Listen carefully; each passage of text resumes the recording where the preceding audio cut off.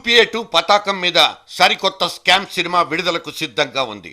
భారీ తారాగణంతో మున్నెన్నడూ కనీవిని ఎరగని ఈ స్కామ్ చిత్ర నిర్మాత రిలయన్స్ ముఖేష్ అంబానీ అయితే సీనియర్ కాంగ్రెస్ నాయకుడు, కర్ణాటక మాంత్రికుడు, కేంద్ర మంత్రి వీరప్ప మొయిలీ దర్శకత్వ బాధ్యతలు నిర్వహిస్తున్నారంటూ నిన్నే ఢిల్లీలో ఓ బాంబు పేలిపోయింది.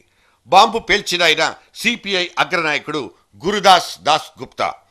ఎస్, కేంద్ర పెట్రోలియం సహజ వాయువుల మంత్రిత్వ శాఖ అత్యంత శ్రమకొచ్చి నిర్మిస్తున్న ఈ సినిమాకు నేషనల్ లూట్ అంటూ పేరు పెట్టుకోవచ్చు. రిలయన్స్ సంస్థ తమ గ్యాస్ ధరను పెంచాలంటూ కోరిన ఖరీదైన కోరికను తీర్చడానికి ఈ మొయిలీ అత్యంత భక్తి శ్రద్ధలతో కృషి చేస్తున్నారన్నది దాస్ గుప్తా అభియోగం. ఈ అభియోగానికి ఆధారంగా సకల వివరాలతో కూడిన డాక్యుమెంట్ల కాపీల్ని జతచేసి దమ్ముంటే విచారించుకోండి అంటూ ఏకంగా ప్రధానమంత్రి కార్యాలయానికి ఒక లేఖ పంపించారు ఆయన. ఈ ప్రేమ లేఖను చూసిన వాళ్ల గుండె చెరువవడం మాత్రం ఖాయం. మొయిలీ చెప్పిన ప్రకారం చేస్తే రాబోయే 5 ఏళ్లలో కేంద్ర ప్రభుత్వం గ్యాస్ కోసం ఇచ్చే సబ్సిడీ భారం 1,80,000 కోట్లకు చేరుకుంటే, ఇక పెంచిన ధరతో రిలయన్స్ సంస్థ ఏకంగా 1,62,000 కోట్ల అదనపు లాభాన్ని దండుకుంటుంది.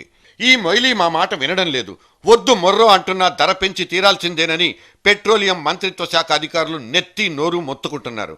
విషయం ఎంత దాకా వెళ్ళిందంటే చివరాఖరికి ఆ శాఖ కార్యదర్శి మాట కూడా బుట్టదాఖలైపోయింది. ఇది మన UPA2లో ఉడికిపోతున్న సరికొత్త వంటకం. ఈ పనులు చేయడం అంటూ జరిగిపోతే జనం నెత్తిన గ్యాస్ బండలు పడి చావడం మాత్రం ఖాయం. అయితేనే ఈ లూటీలకు పాల్పడిపోయే వాళ్లకు జాలి దయ ఏ కోచానా కలగవుగాక కలగవు. చావు లెక్కలు రాయడంలో స్పెషలిస్టులుగా మారిపోయిన కేంద్ర మంత్రులు ఈ 9 ఏళ్లలో మొత్తం 42 రకాల కుంభకోణాలకు పాల్పడిపోయారన్నది నిన్నే జర్నలిస్ట్ డైరీలో సోదాహరణ పూర్వకంగా విన్నవించుకోవాల్సి వచ్చింది. ఇప్పుడు ఈ గ్యాస్ లూట్ రిలయన్స్ సంస్థ ఇక్కడ ఆంధ్రప్రదేశ్లో పాల్పడిపోతున్న గ్యాస్ లూటీ గురించి ఎవరెన్నిసార్లు మొత్తుకున్నా ప్రభువులు మాత్రం దిగి రాలేదు. ఇక్కడ కరెంటు కష్టాల్ని తన గ్యాస్ కోటా పెంచి తీర్చే అవకాశం ఉన్నా అసలు ఉత్పత్తే జరగడం లేదంటూ కుంటి సాకులు చెప్తున్న రిలయన్స్ సంస్థ ఇప్పుడు ఈ భారీ తొండికి పాల్పడిపోవడాన్ని మనం తెర మీద చూస్తున్నాం. మొన్న మధ్య గ్యాస్ వెలికితీత సంస్థలకు రేట్లు పెంచాలని ప్రభుత్వం నిర్ణయం తీసుకుంది.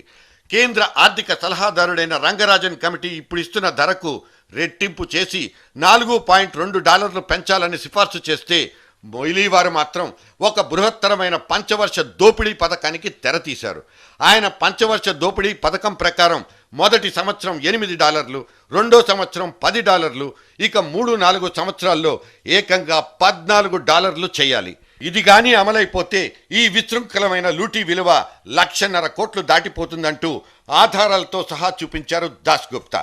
అంతేకాదు, ఈ మొయిలీ లూటీ ఆపకపోతే ఇప్పుడున్న ద్రవ్యోల్బణపు పరిస్థితుల్లో ఆర్థిక వ్యవస్థ మరింత కృంగి కుసించిపోతుందని, తత్ఫలితంగా ఇటు ఎరువుల ధరలతో పాటు అటు కరెంటు ఛార్జీలు కూడా పెరిగి జనం హాహాకారాలు చేయడం ఖాయమంటూ సూత్రీకరించారాయన.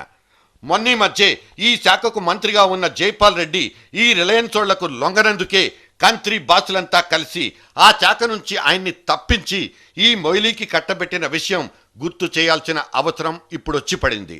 రేపటి రోజున జరగబోయే ఎన్నికలకు అవ్వబోయే ఖర్చుల కోసం ఈ భారీ సైజ్ స్కామ్కు తెరతీశారంటూ హస్తినాపూర్లో కోళ్లు కూస్తున్నాయి. So wait and watch. Releasing soon national loot.